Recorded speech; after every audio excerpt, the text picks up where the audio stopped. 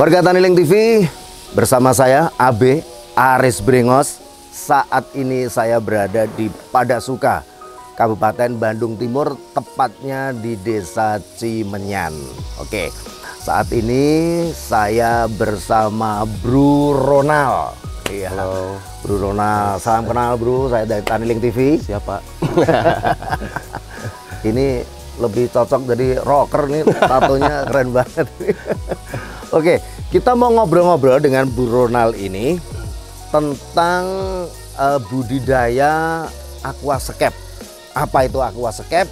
Nah, nanti kita bisa ngobrol-ngobrol lebih lanjut dengan Bro Ronald. Iya, Pak. Oke, Bro Ronald, bisa dijelaskan ke warga Tani Link TV apa itu aquascape itu sebenarnya? Sebenarnya kalau kita ngomongin tentang aquascape tuh kita lebih mengurus habitat tanaman sih sebenarnya. Kita ngomongin tank akuarium yang tanamannya banyak, nggak banyak juga sih yang ada tanamannya, dan kita ngurus habitatnya gitu. Gitu. Jadi bukan cuman ikannya aja, tapi ada tumbuhan di dalamnya. Oh, jadi menyiapkan lingkungan ikan di dalam akuarium itu ya? Yap, betul. Untuk kebutuhan lingkungan di akuarium itu ya? Sebenarnya pendukungnya adalah ikan sih sebenarnya. Jadi kita faktor utamanya kita ngurus si tanamannya sebenarnya. Gitu. Kalau misalkan ngomongin faunanya itu faktor pendukung lebih cantik aja sih, Pak. Gitu. Oke. Aquascape ya? Iya, aquascape. Aquascape. Saya baru dengar loh aquascape, ternyata ada orang yang menjalankan bisnis aquascape ini. Apa yang menjadi daya tarik, Bro? Sebenarnya bikin tenang aja, Pak. Di saat kita ngeliat yang hijau-hijau kan lebih enak ya, gitu. Ya?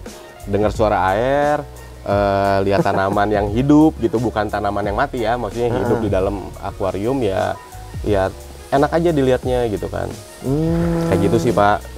Iya. Terus itu kalau dari sisi budidaya, itu kendalanya apa, Bro? Sebenarnya kalau kendala itu lumut sih, Pak. Lumut? Gitu, lumut. Jadi kalau misalkan posisinya ada beberapa faktor sih, Pak. Jadi kita kan ada tanaman air sama darat. Biasanya kalau misalkan kita mau memperbanyak, biasanya kalau kita di darat. Gitu. Setelah misalkan udah banyak, kita bisa masukin ke air. Kayak gitu, dan masalah terbesar sih biasanya lumut. Sebentar, Bro. Itu tanaman di darat dulu, ya kan? Setelah agak gede, baru dipindah ke dalam air. Dalam air. Loh, sebenarnya itu tanaman darat apa tanaman air? Atau tanaman darat yang bisa hidup di air? Betul. Tanaman air bisa kebalik, Pak. Bisa tanaman air yang bisa hidup di darat juga gitu. Oh, gitu. Gitu. Oke. Jadi prosesnya kalau misalkan dari tanaman air kita mau budidaya di darat, itu pasti ada melting, mati dulu lah gitu. Beberapa daun layu segala macem, nanti tunas-tunas baru keluar lagi kayak gitu, dan dia bisa adaptasi di darat. Kayak gitu sih, Pak. Terus itu bibitnya dari mana, Bro? Kalau kita sih beli, Pak. Gitu. Jadi betul. Jadi kalau misalkan beberapa teman-teman yang mau budidaya sih bisa cari ke beberapa toko aquascape, tanaman yang apa yang mau ya bisa diperbanyak sih, sebenarnya itu aja sih, Pak. Gitu. Semakin banyak indukan atau bibitan ya semakin cepat kita panen ibaratnya gitu. Itu wujudnya bibit itu biji atau gimana? Sudah menjadi tanaman. Sudah menjadi tanaman. Sudah menjadi tanaman. Oke, untuk bisa panen berapa lama itu, Bro? Biasanya tergantung dari tempat, Pak, sama cara pengurusan gitu. Jadi ada yang bisa 6 bulan, ada yang bisa 3 bulan gitu. Macam-macam gimana tanamannya sih sebenarnya gitu, Pak. Untuk market gimana, Bro?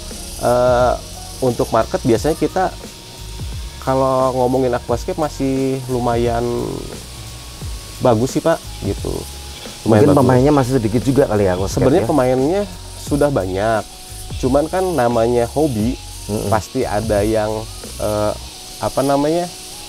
bosen nih meninggalkan gitu kan. Tapi ada yang baru mau masuk juga kan pasti ada aja gitu, Pak. Gitu sih, Pak. Oh, ini ngomong-ngomong udah berapa lama nih?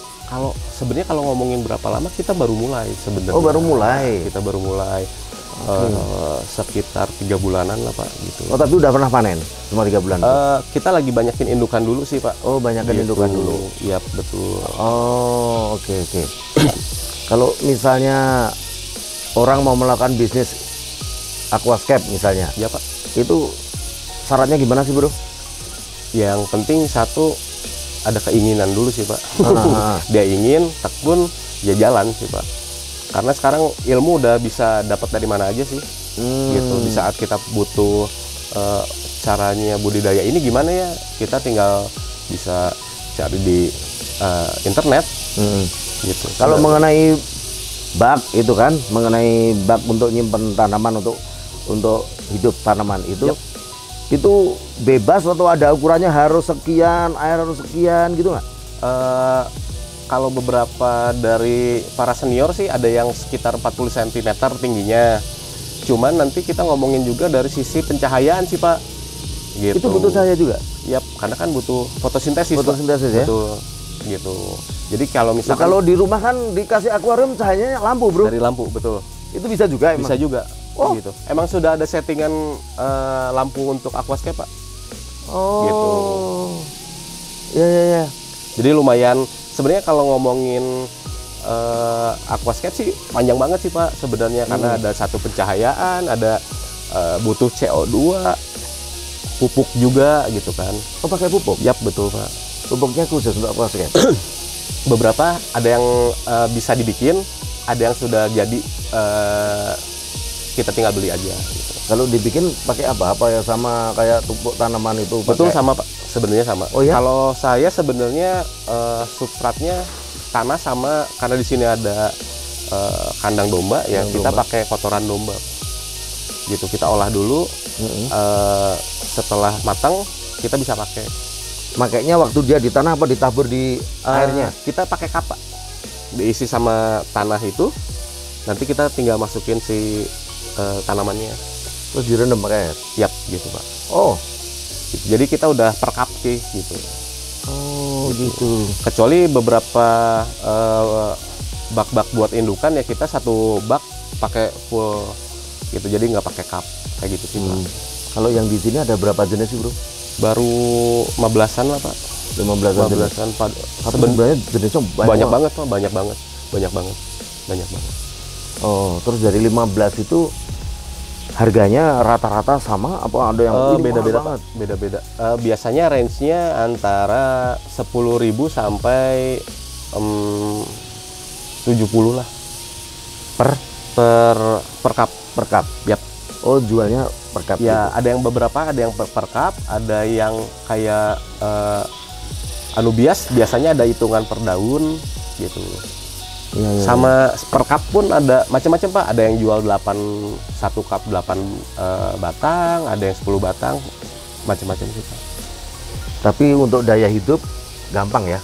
Sebenarnya gampang ya. Yang penting kita ngurus si air sih, Pak. Karena airnya harus sirkulasi gitu atau gimana? Betul, sirkulasi harus jalan. Ada yang butuh CO2, ada yang nggak butuh CO2, jadi low CO2 gitu. Jadi penggunaan CO2-nya tidak terlalu tinggi, jadi dia nggak usah infus sama CO2 sih, Pak. Kayak gitu. Oke. Jadi gimana kebutuhannya, Pak? Kebutuhan tanamannya kayak gitu. Tapi menurut Bro Ronald, ini peluang bisnis ini masih terbuka sangat lebar ya? Sangat terbuka, sangat lebar, Pak. sangat terbuka, sangat bebas. Kalau lihat dari keterangannya tadi, memang pemain banyak, tapi kan banyak yang berhenti karena hanya hobi, nggak ada yang dijalani secara serius. Betul. Sementara permintaan akuarium mungkin banyak. Betul Pak, betul. Bias akuarium itu. Karena dari satu akuarium nggak mungkin satu tanaman kita pakai kan sebenarnya. Dan terkadang satu orang penghobi itu bisa punya akuarium di rumahnya ya 1 sampai 4 gitu kan. Dan pasti permintaan masih ada terus gitu. Rata-rata kalau yang beli itu dia datang ke sini atau kita sebenarnya ada ini juga sih Pak, ada di marketplace sebenarnya. Oh, ada di marketplace. Nah, biasanya sih kita di marketplace sih Pak gitu. Apa namanya? SV Tank. SV Tank. Yep. Itu nama farmnya sini ya? Nama farmnya di sini. Oh, jadi warga Tanling TV nama farmnya di sini adalah SV Tank. Jadi bagi yang ingin memperoleh atau membeli produk-produk aquacap di SV Tank bisa dicari di Tokopedia atau di mana? Kita baru di Tokopedia. Baru di Tokopedia, bisa dicari di situ. Namanya SV Tank. Oke.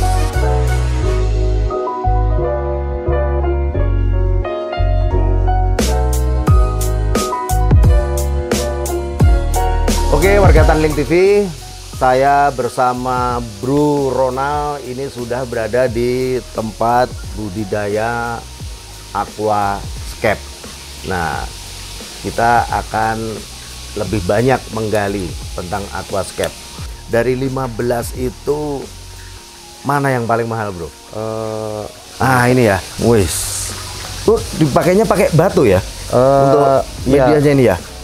Beberapa sih ada yang pakai media lain sih Pak. Kalau kita pakai batu, beberapa ada yang pakai pakis, ada yang pakai pasir langsung kayak gitu. Oh, ini batu terus diikat pakai benang. Betul. Nah, terus kemudian lumut-lumutnya ini tumbuh sendiri apa sengaja dikasih, Bro? Kita kasih lumutnya biar nanti kalau misalkan si anubiasnya mulai tumbuh besar juga, posisinya lumutnya bisa nutupin batunya Pak. Kayak gitu. Terus nanti jualnya ya gini? Kita jualnya gini? Ya betul Pak.